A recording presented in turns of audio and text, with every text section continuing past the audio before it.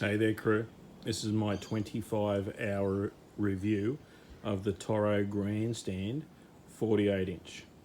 I'm going to start with the things that I don't like, and I'll get through those. So what I don't like is I don't like the way this fuel line just hangs around like that. I think somebody could have put a bit more thought into that and routed that a bit better than just hanging, possibly vibrating on the machine like that. So I don't like that.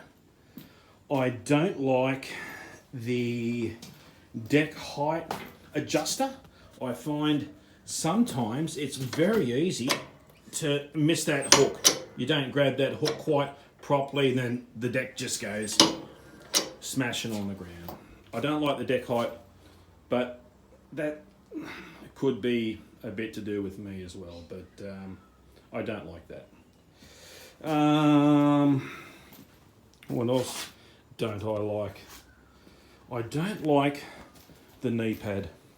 I thought somebody, look, it's, do you know what the Toro machine is a very simple machine, which is a good thing. There's an old saying of an abbreviation, KISS, keep it simple, stupid. And that's what this is. It's a very no bells machine, which is perfect. But I think this knee pad, I'll get a close up of that. It can be a bit abrasive because it's that sort of woven, very heavy duty material. And for someone like me, I generally just have my knees on it because I'm a big guy. I'm 6'2", and you can actually see where my knee marks are. That's one knee mark, and that's the other knee mark there.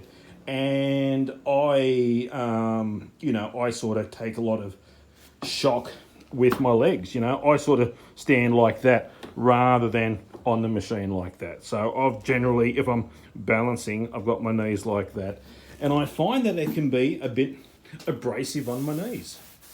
So because it's that really woven material. So I thought that somebody could have put a bit more thought into that pad for, a machine worth a hell of a lot of money. But look, it is what it is.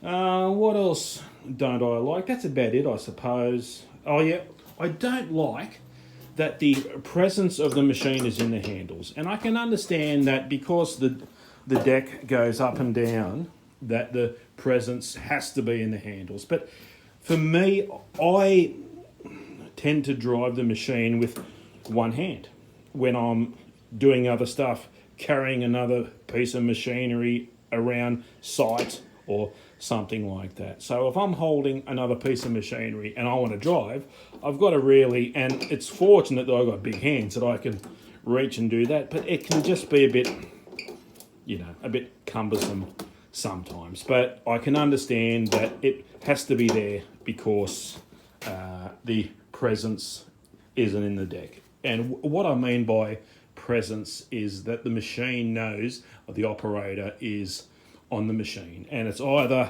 some machines have it in the deck, some machines have it in the handle. This is in the handle because the rear platform goes up and down. So let's go with the things that I like about the machine. I like that the rear platform goes up and down. I really do. It's such a you save so much room in your trailer and storing the machine with that deck being able to go up and down. And look how well that's been thought out. This is such a refined machine, such a very well designed machine. Look at those beautiful connectors there. This is not just some bits of steel thrown together. This is a beautifully designed machine. Look, I never thought that having the option to fold up the deck would be so good, but it is. On one of my commercial sites, I've got a very steep incline that before I would have to whippersnipper because it was just too steep to go up on a stand-on machine because it would pop a wheel stand or it would be just too unstable sideways. And even on my old sit-down machine, I just couldn't do it. Now I just drive up and down with this, and I just walk behind the machine, and the machine's so sure-footed. It's such a stable machine on angles and inclines. It's a very stable machine. So yeah, look, I love the fact that the rear platform folds up and down, and it's so well designed that it's just up and down in the flick of a switch like that. And also, when I was buying the machine, I was talking to another dealer from another brand, and he said, "Oh, I don't like the Toro machine because the rear platform's a bit of a sponge. It just feels like you're on a sponge all day." And look, it's honestly, to me, it's not like that at all. It's a very firm platform, but also very comfortable. I think it's great to work on all day. I think it's very comfortable. So I love the rear platform on this and how it works and the functionality of the platform. I love those big fat rear balloon tires. One, it looks sexy. Two, again, functionality. I before used to use ramps going up and down gutters and curbs like that. Now with these big balloon tires, mate, it just goes up and down gutters. There is no ramps. This thing just goes up and down. It's just like a four-wheel drive.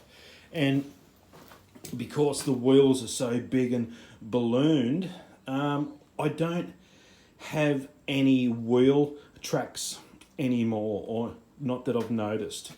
The weight's very well distributed because of the big fat wheels on it. I actually think that these are the biggest wheels in its class. You know, sidewalls wise, they've got these huge sidewalls. You can really lower the pressures on these, mate, and they're like big four-wheel drive super soakers. It's the back wheels, the back tires are very functional on the machine. I love how the fuel tank is in the middle of the machine. It's such a well balanced machine. It's a huge fuel tank, mate. You fill this thing, it holds as much as what my car does. Some machines, some brands have the fuel tank on the side. You fill it up and you've got extra 40 kilos on the side of the mower. So you're going to leave tracks this side of the mower, and two, the mower's just going to lean at an angle all the time. So, mate, again, a very well thought out machine. I think see-through, it doesn't need a fuel gauge, you just have a look at it. So I like that.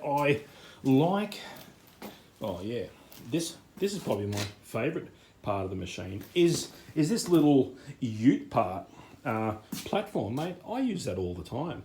I carry bags around on that. I carry garbage bins on that when I'm working my sites, mate.